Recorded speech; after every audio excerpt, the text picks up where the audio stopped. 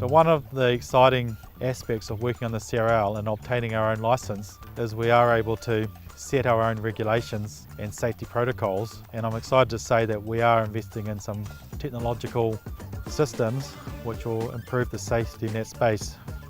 So for example, is we're looking at how an RPO or worksite operation controller in that space can use a tablet, can have the overall protected work area or network mapped down in front of him, and can coordinate activities safely with also fail-safe systems developed.